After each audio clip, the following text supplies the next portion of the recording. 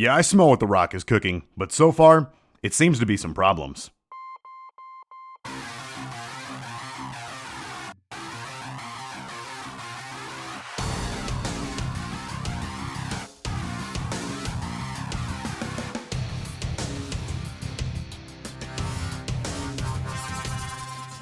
What's up, everybody, and welcome back to the Gridiron Junkies official YouTube channel. As always, I'm your host, Rick Horn. And man, am I excited to be back. It has been a while since I've been on this channel. Unfortunately, between my day job being kind of crazy, our hours being all over the place, and it's being super short on manpower due to COVID, it's been crazy. You know, I've had some other personal stuff that I'm not going to get into going on, but I am excited to be back bringing content to you on this channel. And so listen, if you like this video, do me a favor, give it a huge thumbs up, smash that subscribe button so you stay up to date on all of our future content, and be sure to share this video with all of your friends. We're really trying to make this channel into something awesome and build this community.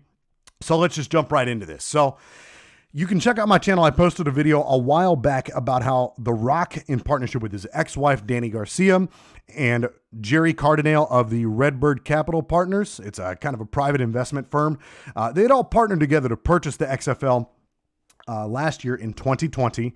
And so a lot of us XFL fans were kind of feeling like it was 2018 all over again, in the sense that in 2018, Vince McMahon had announced that he was bringing the XFL back, and, but kickoff wasn't going to happen until 2020. But I kind of, as much as I hate it, as much as I want the XFL to be back, so that I can see my Battlehawks, I like this approach. I like that they were taking the extra time to really be calculated and to get this thing right. I think that the XFL did a fantastic job, and if it weren't for the pandemic, I think that the XFL would still be flourishing. You can check out the TV ratings and everything from the XFL this past season, about a year ago today. Actually, you can check out those TV ratings and, all of the fan followers, on the social media account. So it was awesome. So as much as, I really want the XFL to be back, I like that The Rock, like Vince McMahon, is taking a calculated approach to this. But anyhow, so for this subject matter today, it's going to be a little bit of a shorter video, kind of a part 1 of 2 series on what an absolute mess it is to be a fan of professional football in the city of Houston, Texas, right?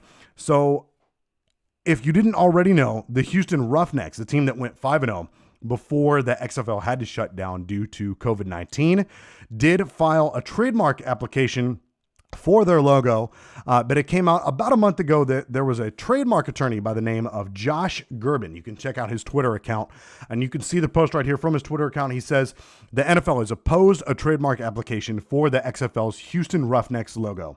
On December 28th, the NFL filed court documents claiming the Roughnecks logo was too similar to the Houston Oilers logo. So I definitely encourage you to check out his post. I'm going to leave a link down here in the description section. He has kind of an informative 1-minute video there.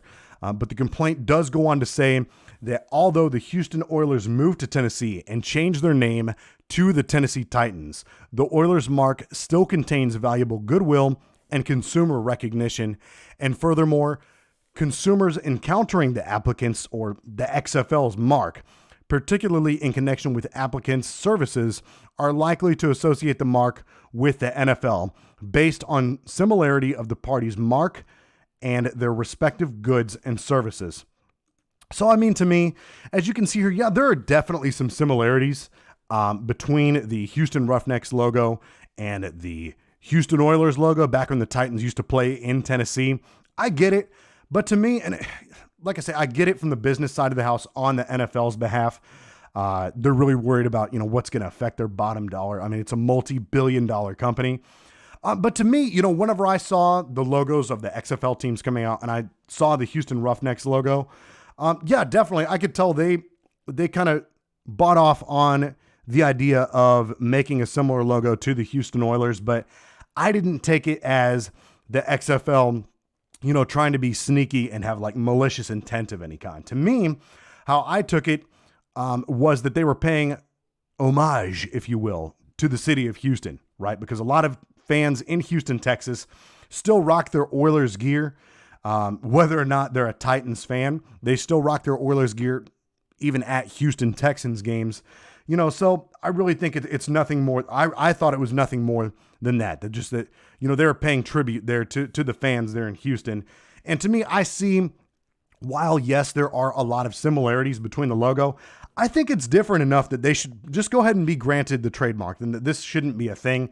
I really hope that this does not boil up, to the point of them having to create a whole new logo altogether. But it's crazy. You have to go all the way back to 2009 to see when the Tennessee Titans last used their Oilers uniforms and logos, right? It was a Hall of Fame game, preseason game between the Titans and the Buffalo Bills. But it's not, so like I said, you have to go all the way back like to a decade ago to see that. But it's not as if the Titans are just regularly using that logo anyhow, or the NFL in general, because I can remember a couple of years ago when players like DeAndre Hopkins, J.J. Watt, Deshaun Watson, they were really hoping, just kind of a one-off thing, just one game in the 2019 season when they just wanted to wear the Oilers uniforms, and just get the city of Houston hyped. But unfortunately, the Tennessee Titans owner, Amy Adams, came out and basically said, listen, the Oilers have absolutely nothing to do with the Houston Texans. So that is, and I quote, a hard no. So, I mean, like I said, I don't like it. It's not like the NFL is consistently using that Oilers logo or the uniforms anymore. So I don't necessarily like this move on the NFL's behalf, but I do understand it. It is definitely really, really similar to the Houston Oilers logo. But what doesn't make a ton of sense to me is how the New England Patriots, they're also filing a motion to oppose the Houston Roughnecks secondary logo. As you can see right here, that logo there on the right is the proposed logo or the secondary logo for the Houston Roughnecks. I don't think, correct me if I'm wrong, if any of you Houston Roughnecks fans out there, I don't think that they used their secondary logo during any of their games this past season in 2020. But the New England Patriots are now coming out and filing an opposition of their own. And shout out to the XFL News Hub website. I'll post a link in the description here. They actually have a copy of the official complaint filed by the NFL. But part of it, there is one part that says applicants' adoption of applicant's mark was willful and with knowledge of opposers' prior trademark rights. Applicant's mark was intended to trade off on the goodwill that opposers have built with the Patriots mark. So I don't know. I think for me personally, I think between those two logos, I'll go back to it here. I get it. I mean, the color scheme and maybe the shape is kind of similar, but to me, I find more differences in the Roughnecks secondary logo and the Patriots logo than there were between the Roughnecks primary logo and the old Houston Oilers logo. To me, I mean, other than obvious color scheme here, I actually think if you wanted to make an argument, the Roughnecks secondary logo is actually shaped more like the Rams old logo when they played in St. Louis. Obviously a huge difference in color scheme here. So I really don't like that move by the NFL. I think that they're kind of pandering at this point. I can kind of see it, but I think they have a stronger argument in favor of opposing the Roughnecks primary logo, saying that it looks too similar to the Houston Oilers old logo. But I don't know. Let me know what you guys think in the comments below. Do you think that the logos look too similar to the NFL teams, and should the NFL be granted the right to say, no, you cannot trademark those logos?